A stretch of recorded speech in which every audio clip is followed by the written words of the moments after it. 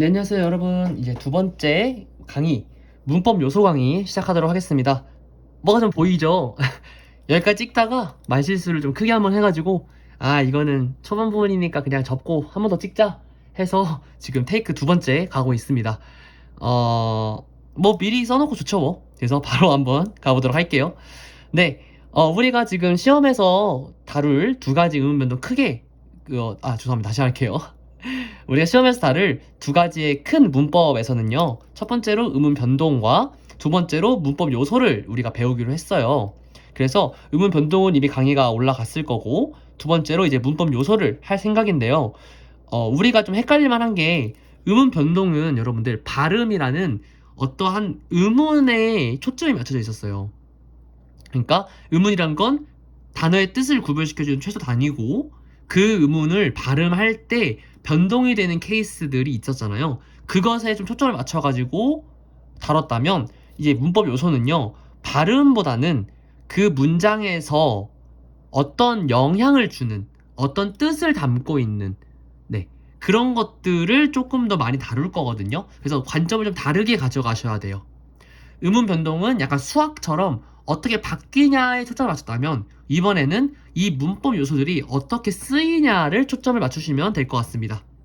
그래서 우리가 이제 문법 요소 중에서 교과서에 다뤘던 네 가지의 범위가 있었죠. 하나, 높임 표현. 우리가 이제 존댓말 같은 거라고 하는 높임 표현이 있었고요. 두 번째로 시간을 나타내는 시제 표현과, 세 번째는 당하는, 주어가 당하는 입장인 피동 표현. 그리고 마지막으로 어떤 사람의 말을 인용할 때 쓰이는 인용 표현. 이렇게 네 가지를 우리가 초점을 맞춰서 한번 배워볼 겁니다.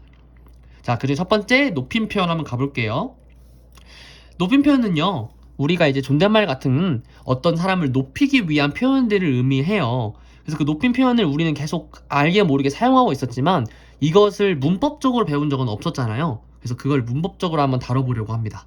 자, 높임 표현은요, 누굴 높이느냐에 따라서, 문장에서 누굴 높이느냐에 따라서 높임법의 종류가 달라져요. 그래서 우린 그거를 크게 세 가지로 구분을 짓는데요. 첫 번째로 그 문장의 주인공인 주어를 높이는 주체 높임과, 그리고 그 문장에서 객체, 즉 목적어와 부사어를 높이는 객체 높임, 그리고 마지막으로 이 말을 듣고 있는 당신, 바로 청자를 높이는 상대 높임. 이렇게 세 가지로 보통 구분을 합니다. 네, 그래서 한번 가보도록 할게요. 자, 주체 높임은요, 말 그대로 주어를 높이는 거예요. 예를 들어 국어 선생님께서 주신 학습지 너무 어려워. 이런 식의 문장이 있다고 치면, 이 문장에서 주어는 국어 선생님이죠. 근데 뒤에 붙은 이 깨서라든지 주다가, 그러니까 주다 이게 아니라 주신, 이런 식으로 선어말어미 시를 붙여서 쓴 높임 표현이라든지 이런 것들이 사용되는 그 대상 자체가 문장의 주어기 때문에 얘는 주체 높임이라고 얘기를 합니다. 그 문장의 주어를 높이는 거기 때문에 얘를 주체 높임이라고 하고요. 보통 주체 높임은요, 주체 높임은요, 선어말 어미, 즉 어말어미 앞에, 서술어의 어말어미 앞에 결합되는 의시 등가, 의는 생략이 가능합니다. 의시, 주신 할 때 주다가 아니라 준이 아니라 주신이 된 거잖아요. 네, 주신이란다. 의시를 결합하거나, 혹은 조사에, 주어 조사 뒤에 깨서라는 조사를 결합하는 경우, 그리고 마지막으로 특수어휘, 계시다라든지 주무시다, 네, 등의 특수어휘를 활용하던가, 혹은 의시 같은 선어말 어미 결합으로 주체 높임을 사용하던가, 선어말 어미 결합, 마지막으로 뭐뭐 깨서라는 주격 조사를 결합하는 이 세 가지의 케이스로 주체 높임을 보통 실현하게 됩니다. 이게 좀 구도가 잘 안 나오나? 네, 잘 안 보이지 않게 잘 찍어보겠습니다. 아시겠나요?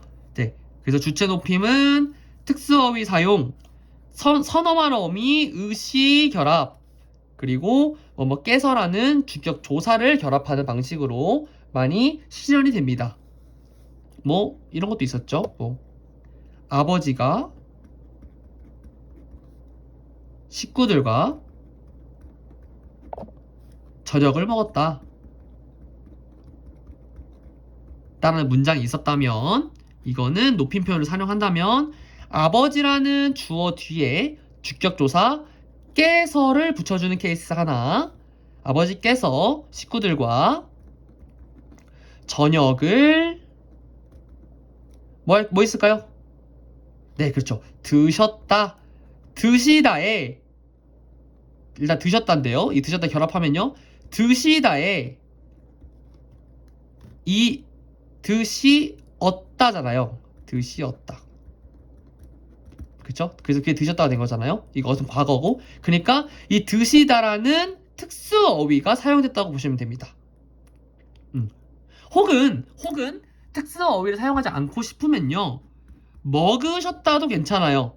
왜냐, 특수 어휘는 사용하지 않았지만 의시라는, 먹다라는 어간에 의시가 붙고 주체 높임, 그리고 얻다, 먹으시었다를 먹으셨다라고 줄여서 얘기하는 거거든요.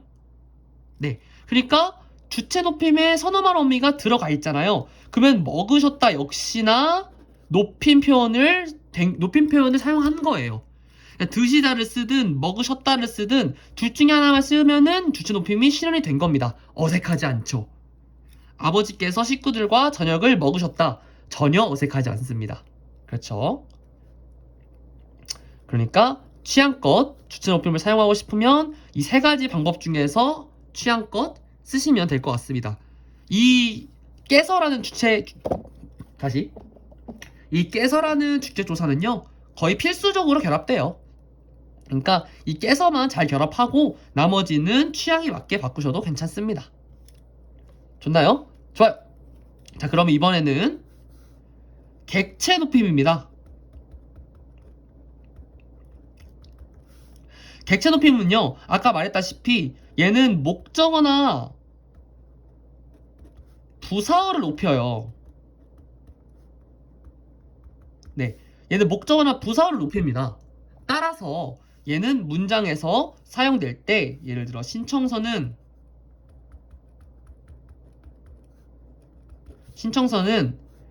국어 선생님께 드리면 돼 라는 문장이 있다고 치면은 이 문장에서 주어는 사실 여기 없는 나고요.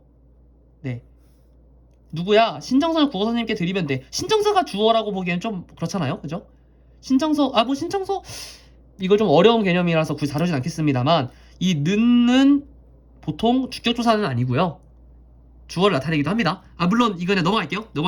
아무튼 우리가 높이는 대상은 국어 선생님이니까 여기서 보면은 신청서는 국어 선생님께 드리면 돼, 국어 선생님에게 드리면 돼. 에게가 결합되는 건 보통 부사어죠.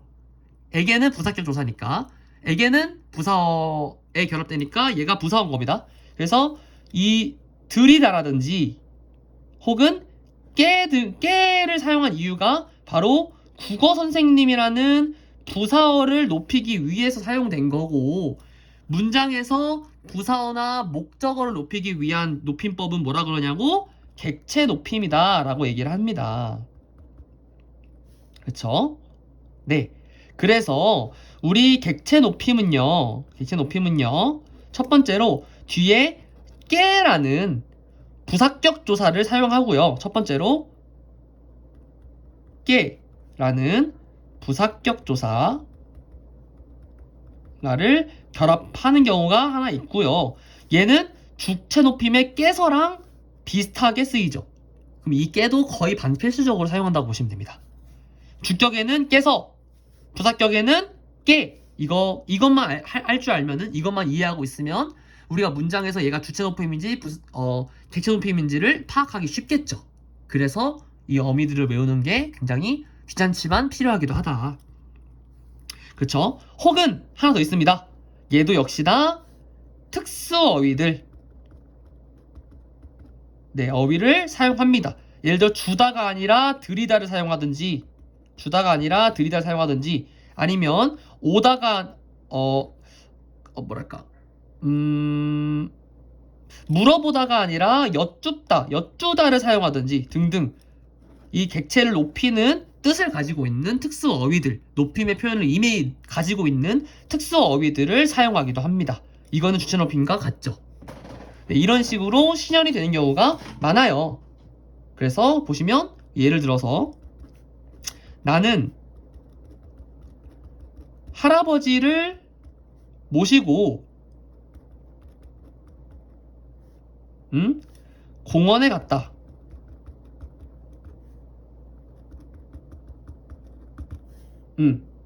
좋아요. 그래서 보면은 나는 할아버지를 모시고 공원에 갔다. 이 문장에서 주어는 나는이고요. 나고요. 목적어는 할아버지예요. 부사는 아니지만 목적어입니다. 르는 목적격 조사니까요. 목적어가 할아버지예요. 그리고 이 모시다라는 단어를 쓴 이유는 할아버지를 높이기 위해서 사용하는 거죠. 얘는 앞에 있는 목적어를 높이기 위한 객체 높임을 활용한 겁니다. 뭘로 인해서? 모시다라는 특수 어휘를 통해서. 얘는 깨서가 결합되지 않는 이유, 죄송합니다. 깨서는 당연히 결합되면 안 되죠. 객체 높임이니까요. 얘는 깨가 왜 결합되지 않았나요? 질문, 퀘스천. 왜 깨가 결합 안 됐어요? 깨는 부사어에게만 결합되니까 할아버지는 목적어잖아요. 깨가 붙을 수가 없습니다. 그냥 그 이유일 뿐이에요. 그런데 우리는 뒤에 있는 이 모시고의 대상이 할아버지인 걸 아니까 객체 높임법이 쓰였다고 이해할 수 있는 거죠. 할아버지를 데리고가 아니잖아요. 할아버지를 데리고 공원에 갔다 하면 높임표현 안 쓴 거죠. 근데 모시다라는 객체 높임을 의미하는 특수어휘가 사용된 거니까 이거 잘 이해하셔야 됩니다. 오케이? 오케이, 좋아요. 마지막으로 상대 높임입니다. 상대 높임은요, 듣는 청자를 높여요. 지금 여러분들 네, 듣는 청자를 높입니다. 네, 그래서 얘 같은 경우는요, 보통 특수어휘나 무슨 조사나 어미가 결합되는 다른 높임법이랑 다르게 얘는 유일하게 문장에서 결합되는 게 아닌, 그러니까 어떤 선어만 어미나 이런 결합된 게 아닌 종결 어미로만 실현됩니다. 네, 보통 완벽하게 다 그렇진 않지만요, 대부분 정말 한 99% 정도는 종결 어미로 실현되는 게 상대 높임입니다. 뭐냐, 뭐뭐요 같은 걸 붙이든가, 아니면 뭐뭐 했습니다, 하시겠습니까? 이런 것들 있죠. 이렇게 습니까? 습니다. 했어요. 이런 식으로. 네, 이렇게 어미에서 높임 표현을 사용하는 경우가 바로 상대 높임입니다. 듣는 당신을 높이기 위해서인 거죠. 근데 상대가 언제나 나보다 높은 사람일 수도 없잖아요. 그죠? 여러분들이 저와 대화할 때는 존대를 써주시지만 반면으로 여러분들보다 더 어린 친동생이라든지 사촌동생들이랑 대화할 때는 존댓말을 안 쓰죠. 그럼 낮추는 표현도 있어야 될 거 아니에요. 그죠? 그래서 상대 높임은 거의 유일하게 낮춤 표현도 있는 높임법입니다. 낮춤도 있어요. 네.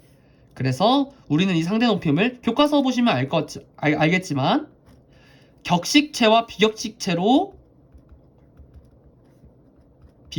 나누고요.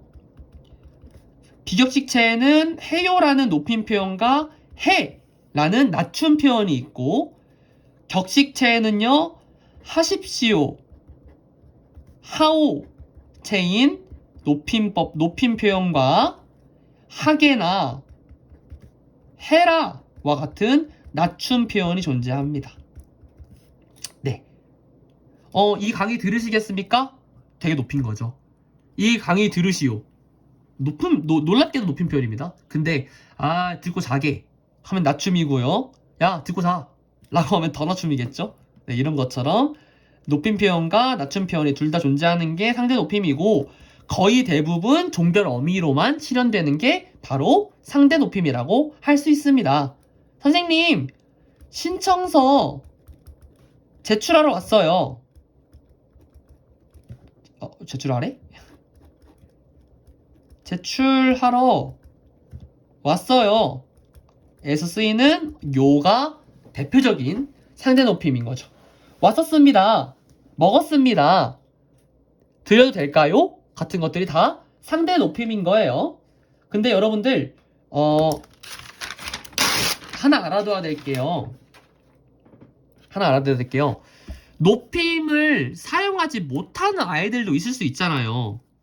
예를 들어 행사나 뭐 무생물들, 나무나 뭐 돌멩이, 행사라든지 혹은 뭐 축제, 이런 사람이 아닌 것들. 근데 이런 것들을 높이면 문장이 상당히 어색해지기 마련입니다. 아쉽지만 이 축제는 이미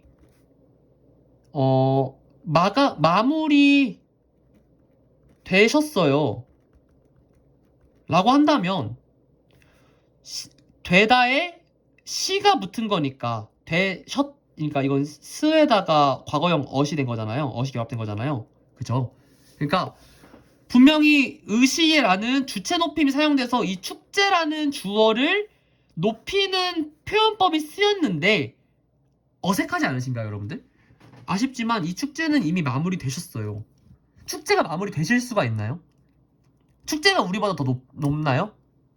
사실은 아니거든요. 그러니까 이 말을 한 사람의 의도는 알겠어. 듣는 우리를 높이고 싶었던 것 같아. 근데 이미 요라는 상대 높임이 있는데 굳이 축제까지 높일 필요가 있었나? 그죠? 좀 이해가 가나요? 그래서 얘는 사실은 잘못된 높임 표현이 된 거예요. 이렇게 쓰면 안 됐죠. 왜? 축제는 높일 수 없으니까. 높임의 대상이 아니니까. 그렇죠. 높일 수 없는 친구를 높였으니까. 손님 주문하신 아메리카노 나오셨습니다. 오, 안 되죠. 아메리카노가 나오셨다는 게 말이 됩니까? 씁니다 이미 있으면 사실 그냥 아메리카노 나왔습니다 해도 됩니다. 그게 높이지 않은 게 아니에요. 네. 듣는 사람을 높이려면은요, 어만 어미만 사용해야지, 의시, 나오셨습니다의 의시를 결합하는 건요, 아메리카노를 높이는 거고요, 축제를 높이는 거고요, 돌멩이를 높이는 겁니다. 이런 것도 여러분 잘 파악할 수 있어야 돼요. 네, 그렇죠. 그러니까 잘못된 대상을 높이지 않아야 되고, 여러분들이 만약에 이 높임 표현을 판단할 때 잘못된 대상을 높인 게 아닐까라는 의심을 항상 하셔야 된다는 겁니다. 네, 좋나요? 네, 그리고 높임 표현이라는 건 제가 지금 이 강의에서 여러분들한테 높임 표현을 쓰는 것처럼 반드시 나보다 나이가 더 높은 사람한테만 쓰는 방법만 있는 게 아니라 공손함의 표시든지 혹은 공적인 상황에서는 또 이런 공손함과 예의를 표현하기 위해서 높임 표현 사용하기도 한다는 거 여러분 잘 알고 있어야 됩니다. 제가 여러분들한테 존댓말 쓰는 것처럼요. 됐나요? 네, 좋습니다. 그러면 높임 표현 여기서 마무리하도록 하고 두 번째 우리 시간 표현, 시제 표현 가보도록 하겠습니다. 좀 빨리 해야겠네요. 벌써 20분이 지나버렸네요. 빨리 할게요. 네, 시간 표현은요, 크게 시제 표현과 시간을 나타내는 시제 표현과 그리고 동작상, 이 사람이 동작이 지금 진행되고 있는지 완료가 됐는지에 대한 동작상에 대한 내용도 들어가 있습니다. 네, 그래서 시간 표현 한번 볼게요. 자, 우선 시제 같은 경우는요, 시제는요, 우리도 다 알다시피 과거와 현재 그리고 뭐가 있다고 했죠? 미래가 있어요. 과거와 현재 그리고 미래가 있습니다. 그 중에서 우리는 이걸 어떻게 파악하냐면요, 그 지금 내가 말하고 있는 현재 지금 발화시라고 합니다. 발화하다, 발화는 말한다는 뜻이에요. 이 발화시를 기점으로 해서, 발화시는 항상 현재겠죠. 그렇죠? 내가 지금 말해야 되니까 그 사건이 언제 일어났는지가 기준이 됩니다. 사건이 일어난 사건시라는 애가 만약에 발화시보다 더 전에 일어났다면 이게 과거가 되는 거고요. 발화시와 사건, 말하는 시간과 그 일이 일어나는 게 동일하면 현재, 그리고 사건은 나중에 일어날 것 같은데 발화를 더 먼저 한 거는 미래시가 되는 거예요. 발화시와 사건시를 기준으로 해서 이렇게 시제를 이해할 수 있고요. 이해할 수 있고, 과거 시제를 나타내는, 과거 시제를 드러내기 위해서는요, 가장 대표적으로 서너 말어미 at, 을 결합하는 게 가장 대표적입니다. at, 그죠? 가끔 뭐 동사에는 뭐뭐던, 내가 했던 집, 밥 먹던 곳 이런 식으로 던이나 은 같은 게 결합되기도 하는데요. 니은 같은 거, 은. 하는 곳. 하는 곳은 현재인데? 있긴 해요. 제가 예시가 지금 떠오르지 않네요. 뭐 던이라든지 다른 어미들이 결합되기도 하는데요. 근데요. 잠깐만요. 숨 좀 쉴게요. 네. 던 조사긴 하지만요. 네. 근데 보통 대부분 선어말 어미 at과 ot을 결합하는 경우가 굉장히 많습니다. 그래서 굳이 외울 거라면 at, ot과 던까지만 이해하고 계시면 될 것 같아요. 던도 가끔 자주 나옵니다. 뭐뭐 하던, 내가 살던 집, 내가 살던 고향은, 네, 지금 살고 있는 거 아니죠? 옛날에 살던 곳이죠. 네, 던 같은 걸 쓰기도 합니다. 됐나요? 좋아요. 그리고 두 번째, 현재 시제는요. 네, 현재 시제는요. 얘는 보통 선어말 어미 는을 결합 많이 합니다. 혹은 뭐 니은 같은 것도 있어요. 는, 니은 둘 다 같은 겁니다. 받침에 자음이 있으면요. 그러니까 받침에 종성이 있으면 는이 붙고요. 그죠? 받침에 종성이 없으면 그냥 니은만 붙는 그런 거. 그렇게 그냥 약간 상황에 따라서 변동되는 거긴 한데 원래 형태는 는입니다. 는. 선어하면 어처럼 하는 곳. 내가 지금 말하는 곳. 밥 먹는 곳. 이렇게 할 때 보통 는을 씁니다. 현재 시제를 의미하는 거예요. 는.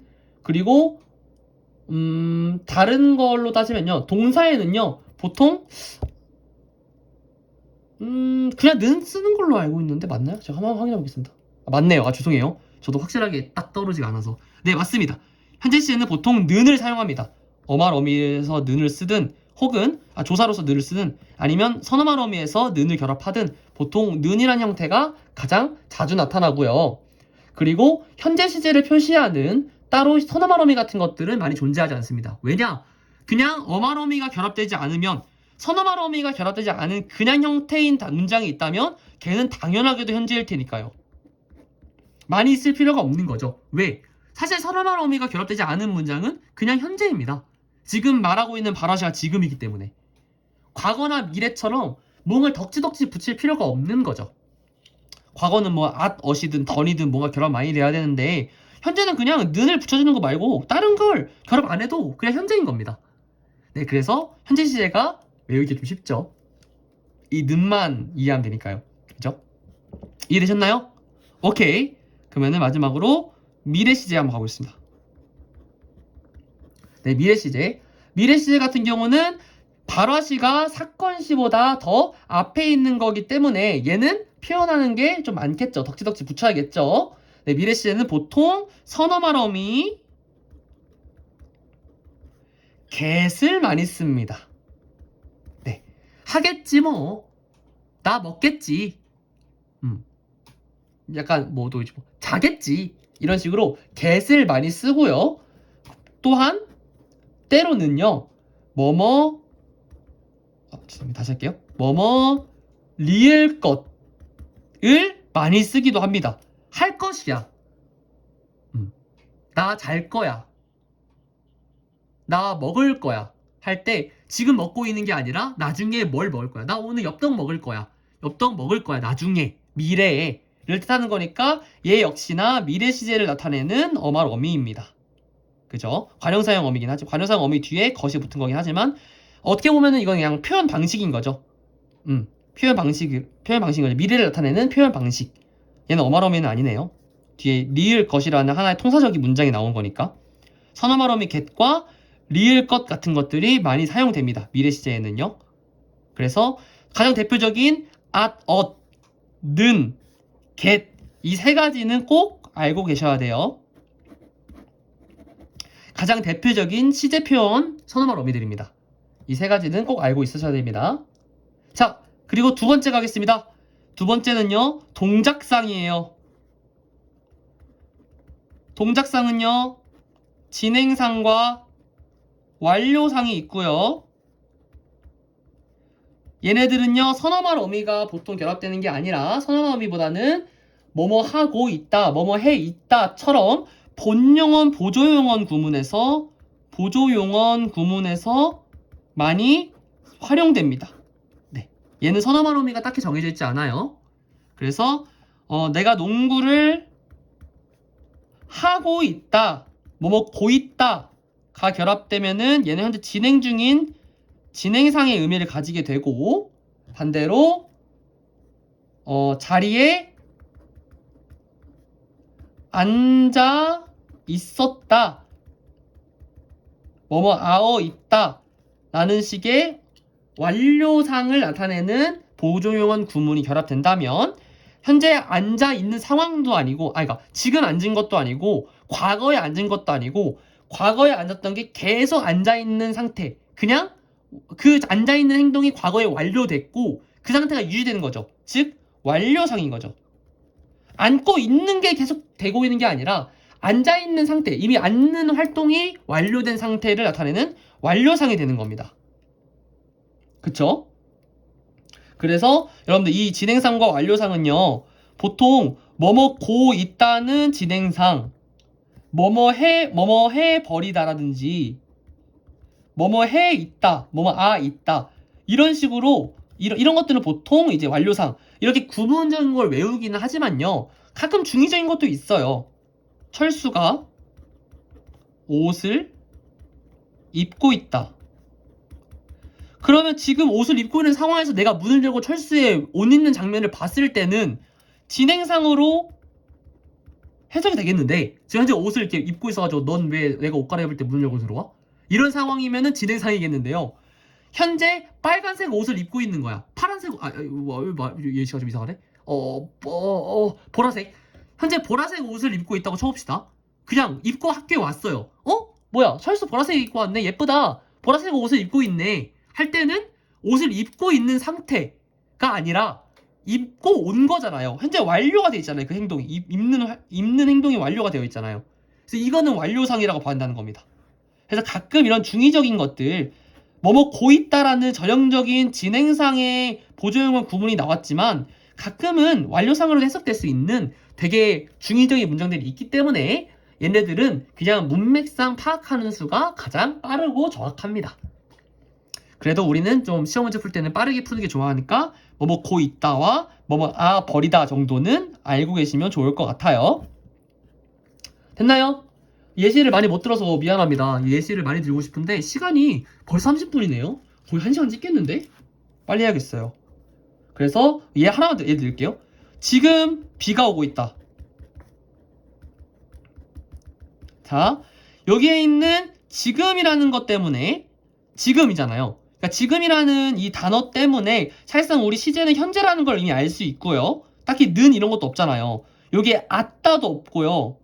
있었다도 아니고 있겠다도 아니야. at과 get이 결합되지 않았어요. 그러면 아무것도 결합되지 않았다면 얘는 현재예요. 왜? 지금 말하고 있는 게 현재니까. 있었다가 되면은 과거가 되겠고요. 있겠다가 되면은 미래가 되겠죠. 근데 아무것도 없잖아요. 있는데도 아니지만 아무것도 없잖아요. 있다가 그냥 그대로 쓰인 거잖아요. 그러면 무조건 현재로 파악하시고요. 동작상으로는 뭐뭐 고 있다라는 게 쓰이기도 했고, 쭉 읽어봤을 때 현재 비가 추적추적 내리고 있는 상황을 얘기하는 거기 때문에 동작상은 진행상이 되는 겁니다. 이해하셨나요? 오케이. 한 요정도만 네. 한 요정도만 다루고 넘어가도록 하겠습니다. 좋아요. 예시 같은 거나 문제 같은 것들은 교과서 따라오시는 게 좋을 것 같고요. 교과서 풀어보시는 게 좋을 것 같고요. 또 저한테 궁금한 게 있으면 물어보시는 게 좋을 것 같습니다. 지금 여기서 문제까지 풀기에는 너무나 오래 걸릴 것 같아요. 네. 세 번째 가겠습니다. 세 번째는 피동 표현입니다. 피동 표현은요, 말 그대로 피동이 뭐냐? 능동에 비해 피동은 당하는 거야. 피해자, 피고인 한 것처럼 무언가를 당한 거예요. 누가? 주어가 당하는 표현들인 거예요. 당하는 의미. 혹은 당하다기보다 너무 불쌍해 보이니까 어떤 영향을 받는 것. 영향을 받는 것을 나타내는 표현이에요. 네, 나타내는 언어 표현입니다. 영향을 받는다, 당한다, 이런 식으로 내가 무언가를 영향을 받고 있는 거예요. 내가 능동적으로 하는 게 아니라. 그래서 보통은 능동적으로 하는 문장인 능동문과 당하는 문장인 피동문의 이 대립구조, 비교를 하면서 파악하는 경우가 되게 대다수입니다. 예를 들어 태연아, 한번 더 미안하다. 자, 태연이가 선생님에게 높임 표현 없이 선생님에게 체포됐다. 네. 라는 문장이 있다면 그러면 이거를 체포됐다는 피동문인가? 피동문이네요. 맞네. 그러면 내가 당해야 되니까 이거 예시 지울게요. 네. 내가 해야 되니까 선생님이 태연이를 체포했다. 그래, 이게 맞다. 네, 체포했다 라는 문장이 있다면 얘가 능동문인 겁니다. 주어가 능동적으로 체포를 한 거죠. 그럼 얘를 피동문으로 바꿀 거예요. 피동문을 바꾸고 쓰면 원래는 한 사람인 체포를 당한 사람이 주어로 올 거고요. 태연이가, 그쵸? 그리고 체포를 한 사람이 이제는 목적어나 부사어가 돼야 됩니다. 선생님에게 부사어가 되겠네요. 선생님에게 뭐가 돼야 됩니까? 체포한 게 아니라 당해야 되니까 체포됐다가 되는 거예요. 얘는 되다라는 되다가 결합돼서 단형 피동문이 된 케이스죠. 그렇죠? 그리고 여기 문장 피동문에 있는 이 부사어는요, 생략이 가능합니다. 태연이가 체포됐다 해도 문장에 이상이 없어요. 네, 선생님이 체포했다라고 하면 누가가 필요하지만요, 태연이가 체포됐다라고 하면은 딱히 누구에게가 반드시 필요하진 않습니다. 그렇죠? 이거 알고 있어야 돼요. 그렇죠? 이런 식으로 주어와 목적어가 서로 바뀌게 된다. 물론 목적어는 주어가 되고 이 주어는 부사어가 되는 다른 점은 있지만 아무튼 두 개 자리가 바뀌게 된다. 왜? 능동적으로 한 게 아니라 당하는 게 돼버리니까 서로 반대가 돼야겠죠. 그렇죠? 그래서 이런 피동 표현을 만드는 방식이 크게 두 가지로 나뉘어요. 첫 번째는요, 단형 피동. 상대적으로 짧은 것들이 결합되는 게 단형 피동이고요. 두 번째로는요, 장형 피동. 조금 더 긴 문장 구조가 나타나는 게 장형 피동입니다. 그래서 단형 피동 같은 경우는 아까 위에서 말했다시피 되다 라는 식의 짧은 어말 어미가 결합되는 경우도 있지만요. 어말 어미라고 해야 될까 이걸? 그 짧은 문장? 사실은 이 되라는 것도 사실은 어간이긴 한데 그 짧은 구문이 하나 추가되는 거죠. 짧은 이 피동의 의미를 덧붙여주는 짧은 전미사. 죄송합니다. 전미사란 말이 기억이 안 났어요. 네, 짧은 전미사가 결합된 경우가 있고요. 근데 보통은 이 단형 피동이 보통은요, 이시리기라는 이 네 가지의 선어말 어미, 피동 표현을 나타내는 선어말 어미. 죄송합니다. 선어말 어미라니. 바보 같은. 잘못된 걸 알려줄 뻔했네요. 다시 찍을 뻔했네요. 40분 찍었는데. 죄송합니다. 얘는 전미사예요. 나 정신없나 보다. 네. 죄송합니다. 이시르기라는 피동 표현을 추가시켜주는 피동 전미사가 결합되게 됩니다. 네. 전미사. 얘는 어근에 결합되는 애들이에요. 그래서 뭐가 있을까요? 예를 들어서 잡았다 같은 경우는요, 잡았다는 능동이죠. 얘를 피동으로 바꾸려면 잡혔다가 돼야 돼요. 그러면 이 잡았다에다가 사이에 잡히었다가 돼서 잡혔다가 되는 겁니다. 이 가운데에 있는 히라는 피동 표현을 추가시켜주는 전미사가 결합된 거예요. 혹은 물었다, 개가 가람쌤을 물었다를 가람쌤이 개한테 물렸다라고 피동 표현을 만들었다면 여기에는 물다에다가 리라는 피동 전미사가 결합이 되고 얻다가 뒤에 더 추가돼서 물리었다, 즉 물렸다가 되는 겁니다. 얘는 리가 결합됐고요. 위에 거는 시가 결합된 거죠. 이시, 리기 중에서 리와 시가 결합된 겁니다. 그래서 이런 A들을 보통 단형 피동이라고 하고요. 장형 피동은요. 아지다와 어지다라는 하나의 표현 방식을 활용하게 됩니다. 잡혀지다, 물어지다는 좀 말이 좀 이상하네요. 체포되었다, 체포가 되었다. 자, 말이 좀 이상하긴 한데 어지다가 예쁘게 결합되려면요. 깨다 같은 경우는 깨지다가 될 텐데요. 여기서는요, 지라는 사실은 피동전미사는 없잖아요. 그럼 지가 결합된 건 아니고요. 얘는요, 깨에다가요, 어지다가 결합된 거예요.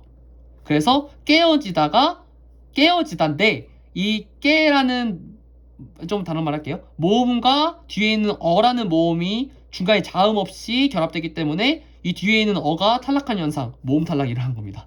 그래서 깨지다가 된 거예요.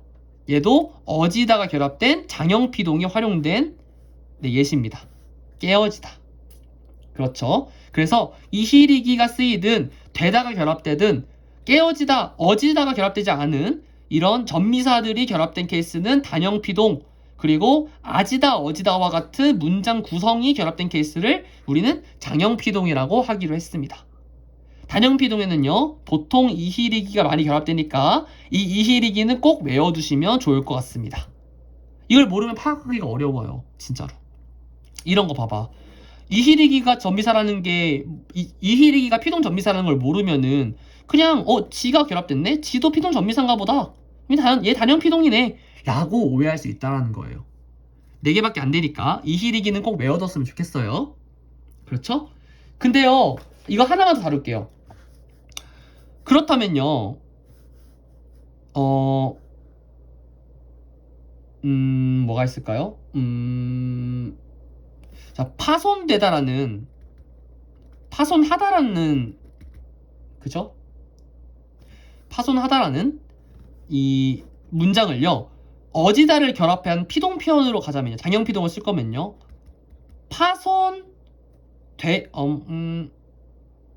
파손되다. 죄송해요. 어지다가 결합한 게 아니라 이 되다를 붙일게요. 단형 피동이 된 겁니다. 단형 피동. 파손하다를 파손되다라고 바꾼다면요, 단형 피동을 사용한, 되다라는 걸 사용한 단형 피동이잖아요. 그럼 충분히 피동의 의미를 갖출 수 있죠. 근데 가끔 되다 보면요, 파손되어진 제품, 파손되어진 물건, 이런 표현을 우리가 본 적이 있을 거예요. 이게 무슨 말이냐면, 파손되다라는 단형 피동이 사용된 문장에 어지다라는 장형 피동까지 한 번 더 결합한 거거든요. 그럼 얘는 파손되어진이라는 애는요, 되다라는 단형 피동과 어지다라는 장형 피동이 둘 다 쓰인 거예요.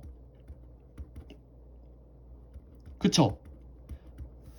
우리는 이거를 피동 표현이 2번 쓰였다 해서 이중 피동이라고 하고요.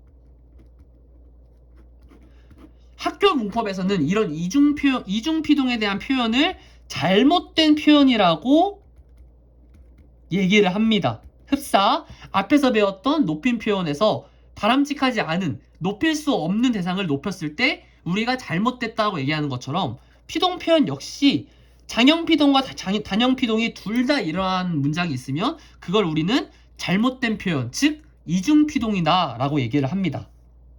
예를 들어 이런 것도 있죠. 바뀌어지다. 그쵸? 이거 뭐예요? 바꾸다에 바꾸다에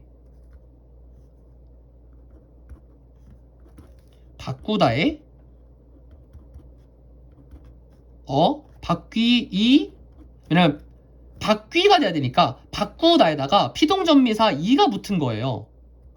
바꾸이니까 바뀌가 되는 겁니다. 그러니까 바꾸다를 피동 표현을 바꾸면 바뀌다가 되는 게 그 이유예요, 여러분들.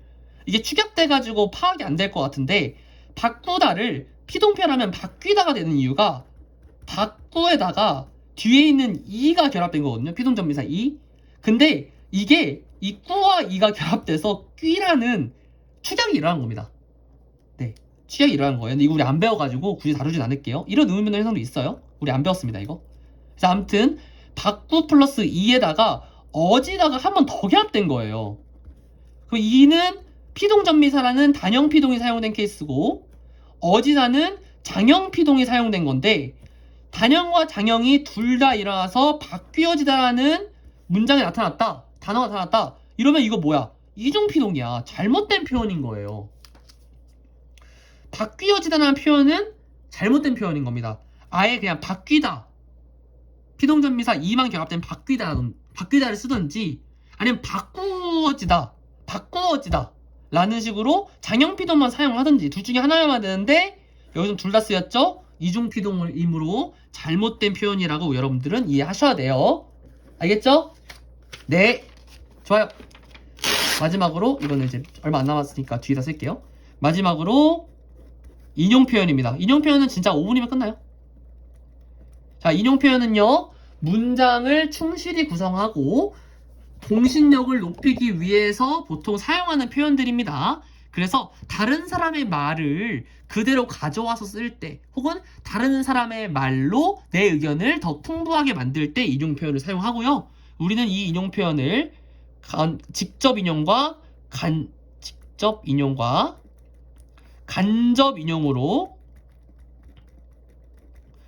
인용으로 구분합니다. 그래서 직접 인용 같은 경우와 간접 인용 같은 경우는요, 뭐 예를 들어 이런 거죠. 선생님이 오늘 하루 고생 많았다고 전해달래 라고 하면 이거 뭡니까? 이건 간접 인용이거든요. 근데 선생님이 오늘 하루 고생 너무 많았어요 라고 전해달래 라고 하면 이건 직접 인용인 거예요. 말이 좀 애매하게 다르긴 한데요. 자, 직접 인용 같은 경우는요, 가장 대표적인 특징이 뭐냐면요, 원래의 내용과 형식을요 절대로 바꾸지 않습니다. 직접 인용은 절대 바꾸지 않습니다. 반대로 간접 인용은요, 원래의 내용과 형식을 상황에 맞게 바꿉니다. 예를 들어 높임 표현 같은 것들이 대부분이죠. 자, 제가 오늘 방과후 없대요 라고 얘기했어요. 오늘 방과후 없어 얘들아 라고 했는데, 여러분들이 그 친구한테 얘기할 때, 간접 인용할 때는 얘들아 오늘 방과후 없대, 방과후 없어, 뭐라고 해야 될까요? 방과후 없다고 말해달래, 선생님이 오늘 방과후 없다고 말했어 라고 할 때는 그냥 아무것도 없이 그냥 그대로 썼겠지만, 선생님, 다른 선생님한테 얘기할 때, 과학쌤이 야 얘들아 오늘 방과후 있다고 그랬냐 없다고 그랬냐 할 때, 가람쌤이 방과후 없다고 얘기하셨어요 라고 완전 똑같이 쓰는 게 아니라 형식을 상황에 맞게 바꾼 거죠. 높임을 사용해야 되는 경우니까 높임을 쓴 거죠.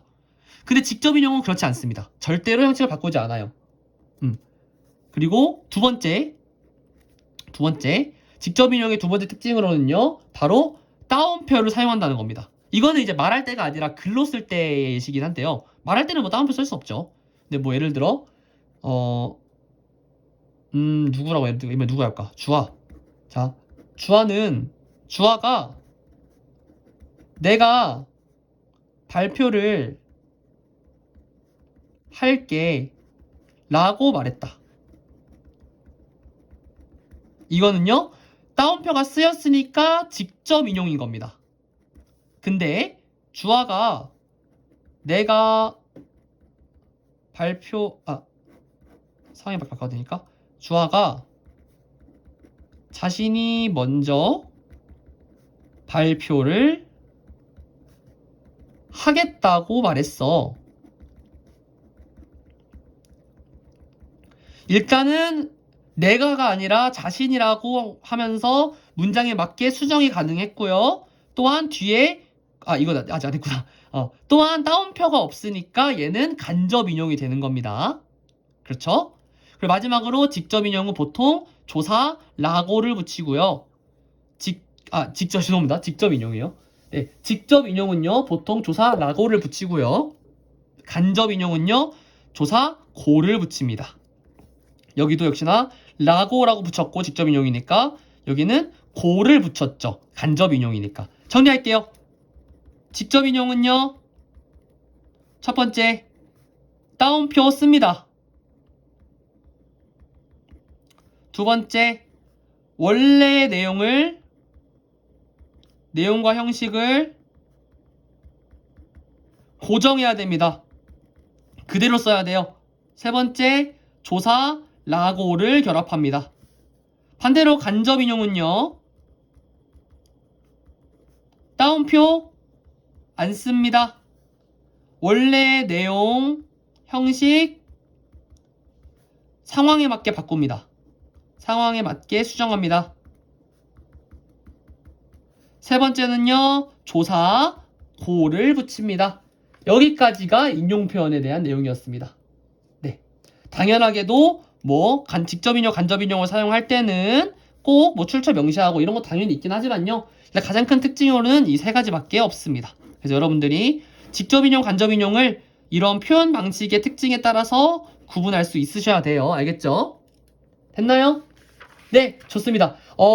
생각보다 오래 걸렸어요. 별 내용 안 했다고 생각했는데 이게 확실히 이 표현 방식들이 조건이 되게 다양해가지고 이 조건만 설명하는데도 시간이 좀 오래 걸렸네요. 그래서 여러분들이 아까 의문변동 얘기할 때도 마찬가지였겠지만 꼭 모르는 거 있으면 저한테 꼭 물어보시고요. 그 다음에 반드시 문제를 교과서라도 풀어보시는 걸 추천드립니다. 문제 안 풀어보면요, 그냥 외우기만 할 뿐이지 적용이 안 되면 소용없어요. 여러분들이 좀